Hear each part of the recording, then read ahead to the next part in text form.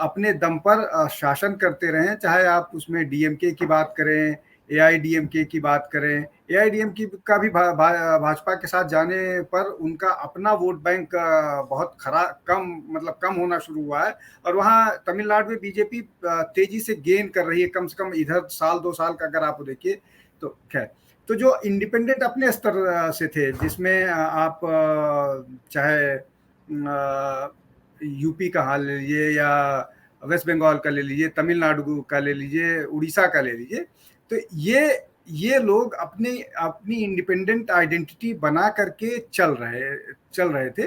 BJP लगातार कोशिश कर रही है, लेकिन अभी तक इन जगहों पर इनको सफलता नहीं मिली है। उसके बहुत सारे कारण हो सकते हैं कि इनको कोई रीजनल वहाँ का कोई इतना पावरफुल या इतना इस तरह का नेता नहीं मिल पाया जो उनको रिप्लेस कर पाए। जैसे ममता का कोई रिप्लेसमेंट नहीं मिल पाया, नवीन पटनायक का कोई रिप्लेसमेंट नहीं मिल पाया, लेकिन जो जिनके साथ ये एलायंस में है, उनके साथ लगातार इस तरह की स्थिति में इस तरह की कोशिश कर रहे हैं कि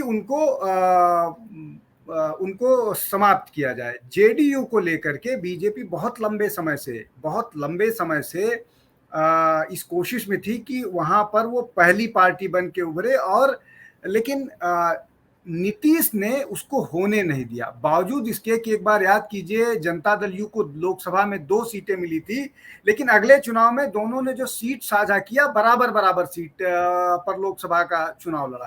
तो इसको लेकर के केंद्र और मतलब केंद्र की सेंट्रल लीडरशिप और स्टेट लीडरशिप में बहुत वो मतलब आपसी मतभेद ना कहिए, मतलब आपसी वो थी, मतलब एक दूसरे को लेकर के असहमति थी। लेकिन सेंट्रल लीडरशिप के सामने स्टेट लीडरशिप को दबना पड़ा, और इस तरह की चीजें आई। जो आप बात कह रहे हैं कि नड्डा ने कोई स्टेटमेंट वैक्यूम में नहीं दिया होगा, वो उनके स्टेटमेंट देने का पर्पस था। और बिहार में जिस तरह से बिहेव कर रही थी जनता दल यू, मैंने आपको जो पहले बताया कि वो वहां पर जिस तरह से आरएसएस के खिलाफ बोला गया कि वो उनके वो एक पीडीएफ क्या है उसका, एसडीपीआई, और उनका कौन सा ऑर्गेनाइजेशन है जिसपे बहुत सारे टेररिस्ट ऑर्गेनाइजेशन, टेरर वाले अरेस्ट किए गए हैं। तो उस चीजों को बहुत प्ले डाउन कर रही थी सरकार, और ये इसका विरोध करना बीजेपी को सूट करता है, पीएफआई।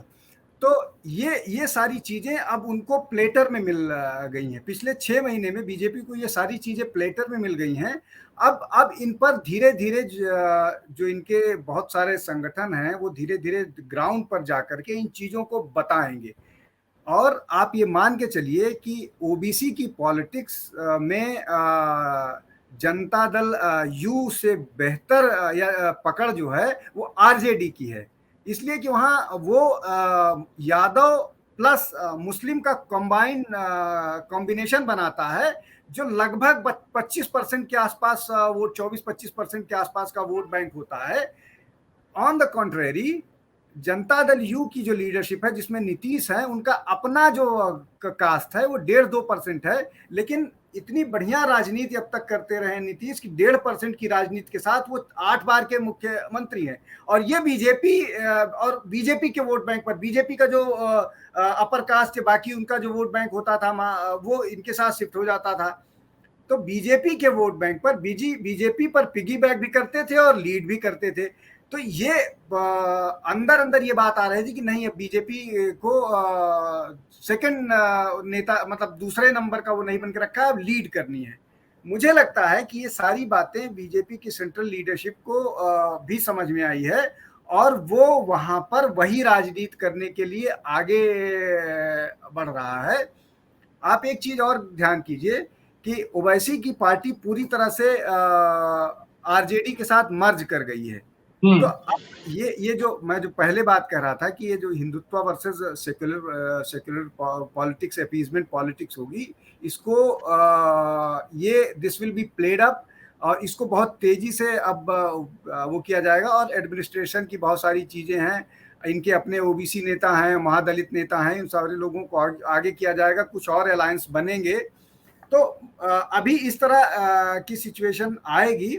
एक चीज और बात कह के मैं खत्म करूंगा, लेकिन जो ये बात कही जा रही है कि कौन इमर्ज करेगा प्राइम मिनिस्टर के नाम पर या सेंट्रल लीडरशिप के नाम पर, नीतीश को नेता स्वीकार किया जाएगा नहीं किया जाएगा, ये बहुत दूर की कौड़ी है, इसलिए कि महत्वाकांक्षी रीजनल लीडर्स की एक बड़ी लंबी कतार है। जी राहुल। और आप हमसे जुड़े रहने के लिए सब्सक्राइब करें YouTube पर, फॉलो करें ट्विटर पर और लाइक करें Facebook पर। और ज्यादा जानकारी के लिए आपको टाइप करना होगा सिर्फ न्यूज़ नशा।